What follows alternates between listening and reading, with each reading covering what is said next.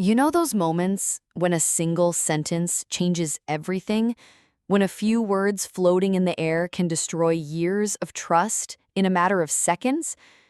Well, I lived through that. And I can guarantee that nothing prepares you for the deafening silence that follows when an entire table of friends discovers, at the same time as you, that your life was a lie. It was an ordinary Friday. One of those days when you plan dinner with your girlfriends to unwind after a tough week at work. I was excited to meet up with the crew, Marina, Carol, Julia, and Fernanda. We'd been friends for over 10 years, since college, and our biweekly gatherings were sacred. A ritual of venting, laughter, and of course, plenty of wine. Almost all of us arrived at the restaurant together, one of those cozy places downtown with dim lighting and ambient music that invites intimate conversation. Marina was glowing. She'd gotten a promotion at work. Carol was talking about the new gym she'd started going to. Julia was complaining about traffic, as always. And me? Well, I was happy. Genuinely happy. There were reasons for that. My relationship with Raphael was going well, or at least that's what I believed. We'd been together for 3 years, living together for one, and I really thought we'd built something solid. He was affectionate, attentive, and although he had his flaws like anyone else, I loved him deeply. Fernanda arrived a few minutes late, as usual. She'd always been the most restless one in the group, always with 1,000 things happening at once. Work, graduate school, family. Fernanda was one of those people who live in constant motion. When she sat down, I noticed she had her phone in her hand, typing frantically. "Sorry, girls, just finishing up responding to this," she said without looking up from the screen. I didn't think much of it. It was normal for Fernanda to always be connected, always solving some urgent matter. We ordered the first round of drinks and started talking about trivial things, each other's work, weekend plans, a new series Marina was watching. That's when Fernanda's phone buzzed. A message. She glanced at it quickly, and her face changed completely. The expression of concentration transformed into something I couldn't identify at the time. Surprise? Embarrassment? Or maybe it was guilt.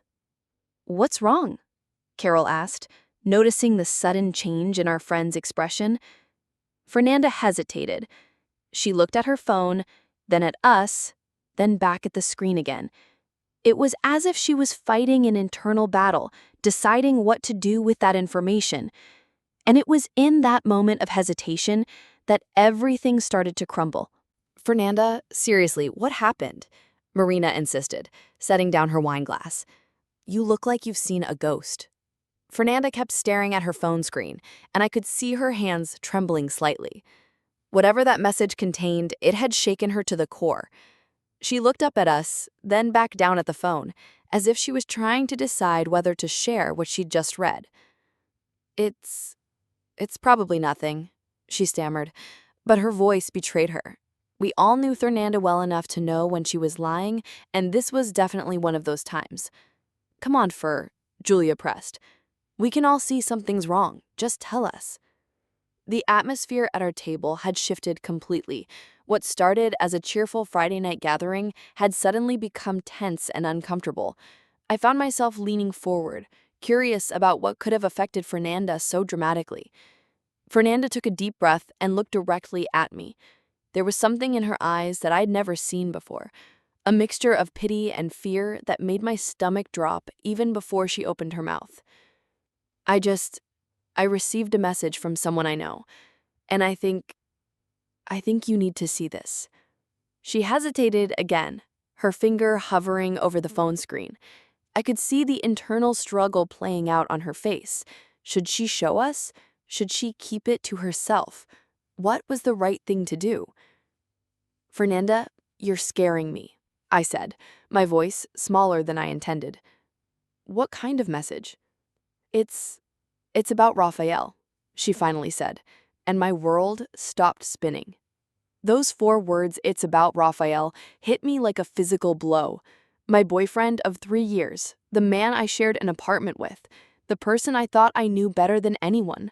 What could someone possibly have to say about Raphael that would make Fernanda look at me with such concern? What about Raphael? I asked, trying to keep my voice steady, but I could hear the tremor creeping in. Fernanda looked around the table at our friends, as if seeking permission or support for what she was about to do. Marina nodded encouragingly, while Carol and Julia leaned in closer, their expressions serious. I sent a screenshot, someone said quietly. It's a conversation between Raphael and another woman. The words hung in the air like a dark cloud. A conversation between Raphael and another woman? My mind immediately started racing, trying to process what that could mean, trying to find innocent explanations. But deep down, I think I already knew. But nothing could have prepared me for what I was about to read. "Show me," I said, my voice barely above a whisper. My hands were shaking now, and I could feel my heart pounding so hard I was sure everyone at the table could hear it. Fernanda hesitated one more time, then slowly turned her phone screen toward me. The table fell completely silent. Even the ambient noise of the restaurant seemed to fade away as I focused on the small screen in front of me.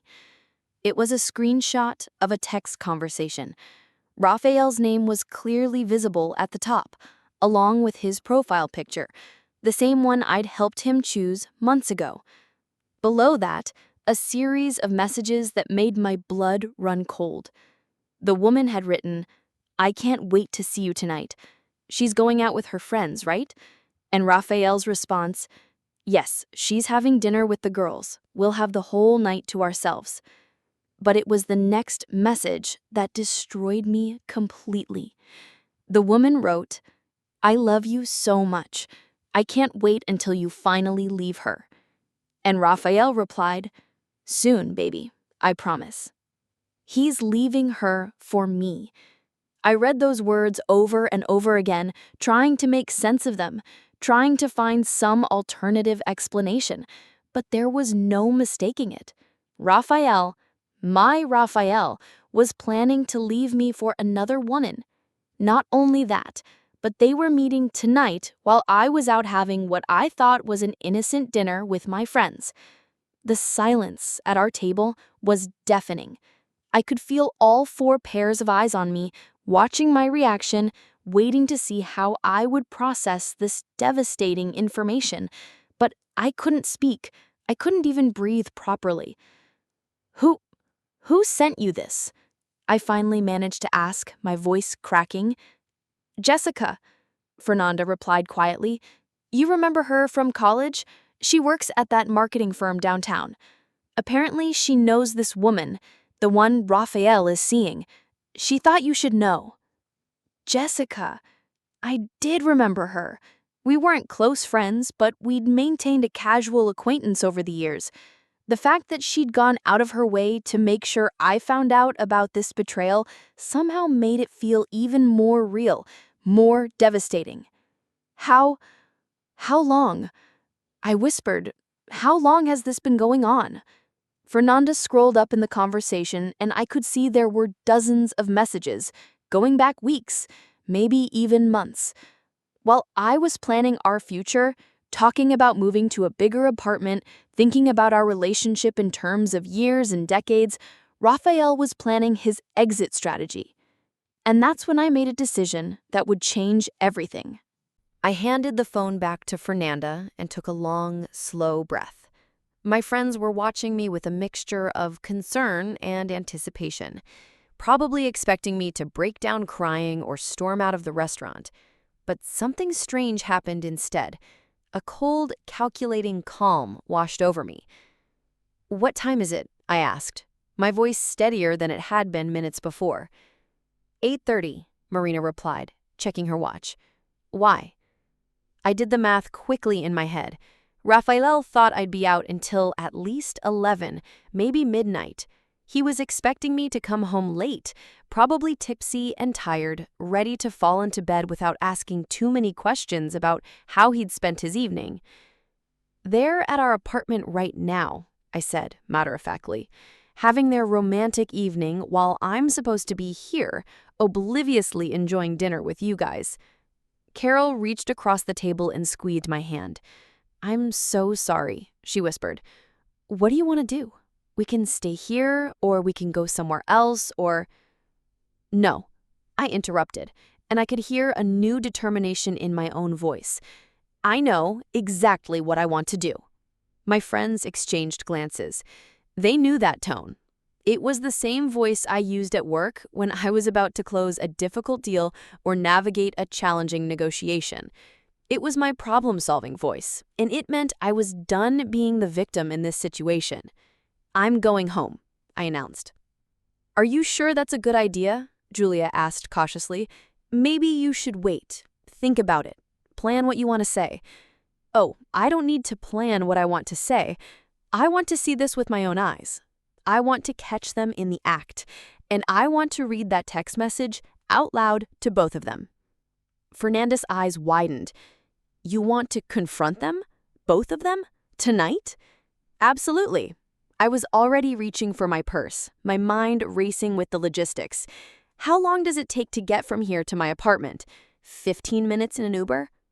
Wait, Marina said, holding up her hands. "Are you sure this is how you want to handle it? You could call him first, or text him, and give him a chance to lie his way out of it, to come up with some excuse?" I shook my head firmly. "No. I want the truth, and I want it tonight. I want to see the look on his face when he realizes his little secret is out." The more I thought about it, the more convinced I became that this was the right approach. For months, maybe longer, Raphael had been living a double life. He'd been coming home to me every night, kissing me hello, asking about my day, all while planning his exit strategy with another woman. The betrayal wasn't just about the cheating, it was about the lies, the deception, the way he'd made me feel secure in a relationship that was already over in his mind. But as I stood up to leave, I realized I wasn't prepared for what I was about to walk into. "I'm coming with you," Fernanda declared, standing up as well. "We all are," Marina added, and Carol and Julia nodded in agreement. For a moment, I felt overwhelmed by their loyalty. These women had just witnessed me discover the worst betrayal of my life, and without hesitation, they were ready to stand by my side. But I knew this was something I had to do alone. "No," I said firmly. "This is something I need to handle myself. But thank you, really." I could see they wanted to argue, but something in my expression told them not to push. Instead, Fernanda pulled out her phone again. "At least let me call you an Uber. And keep your phone on. Text us the moment you get there, and call if you need anything at all." As we waited for my ride, I found myself running through different scenarios in my head. What would I find when I got home? Would they be in the living room, watching a movie like Raphael and I did on so many Friday nights? Would they be in our bedroom? The thought made my stomach churn, but I pushed it aside. I needed to stay focused. The Uber arrived faster than expected. As I slid into the back seat, my phone buzzed with messages from the group chat my friends had clearly just created. Marina, "You're the strongest person I know. You've got this." Carol, "Call us immediately if you need backup." Julia, "We're proud of you for standing up for yourself." Fernanda, "Remember, you deserve so much better than this." Their support gave me strength, but as the car moved through the city streets toward my apartment, a different kind of reality began to set in. In about 10 minutes, I would be walking into my own home to confront my boyfriend and his mistress. The apartment where Raphael and I had built our life together would become the scene of its destruction. I started thinking about all the signs I must have missed, the late nights at work that had become more frequent, the way he'd started keeping his phone face down when we were together, how he'd seemed distracted lately, distant. There were probably dozens of little red flags that I'd either ignored or explained away because I trusted him completely. The driver turned onto my street, and I could see my building up ahead. Our building. The place that had felt like home for the past year suddenly looked foreign and unwelcoming. I wondered if the other woman had been there before. Had she walked up those same stairs? Had she sat on our couch? Eaten at our dinner table? "This is it," the driver said, pulling up to the curb. I thanked him and stepped out onto the sidewalk. Looking up at our third-floor windows, I could see the warm glow of lamplight. They were definitely there. The apartment that I'd left just a few hours ago, excited about my dinner with friends, had been transformed into the setting for Raphael's betrayal. I took a deep breath and started walking toward the entrance. Each step felt monumental, like I was walking toward a point of no return. And then I heard something that made my blood freeze. As I approached the building entrance, I heard laughter, Raphael's laughter, coming from our open balcony window. But it wasn't just his voice. There was a woman's laugh mixing with his, light and carefree, as if they didn't have a care in the world, as if they weren't destroying someone else's life in the process. I used my key to enter the building and climbed the stairs slowly, my heart pounding with each step. The closer I got to our apartment door, the more clearly I could hear their voices. They were talking about weekend plans, about some restaurant they wanted to try together. The casualness of it all made my anger burn even hotter. I stood outside my own door for a moment, key in hand, listening to the man I loved plan a future with someone else. Then I remembered Fernanda's phone, the screenshot, and that devastating message. He's leaving her for me. I unlocked the door and walked in. The apartment was dimly lit with candles, my candles, the ones I'd bought for romantic dinners with Raphael. They were sitting on the couch, her head on his shoulder, wine glasses in their hands.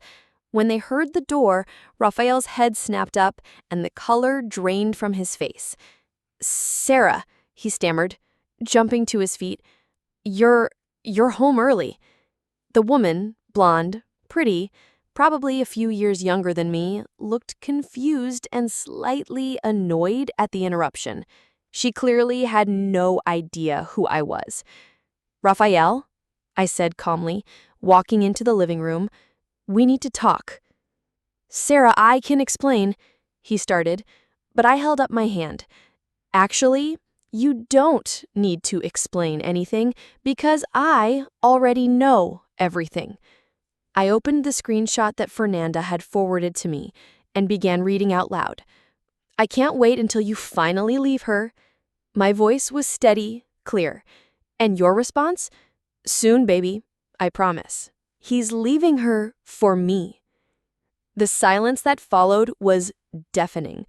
Raphael's face went white, and the woman's expression shifted from confusion to horror as she realized what was happening. The room went silent when I read her text out loud. But unlike my friends at dinner, you two don't get to sit in shocked silence. You get to leave. Both of you. Now. Raphael tried to speak, to apologize, to explain, but I was done listening. 3 years of my life, gone. But as I watched them gather their things and leave my apartment, I realized something important. I was going to be okay. I deserved better than lies and betrayal. And now, I was free to find it. Did you like this content? Then subscribe to the channel. Activate the bell so you don't miss the next videos. Leave a like and share with anyone who needs to reflect on these family challenges. Together, we can transform our relationships.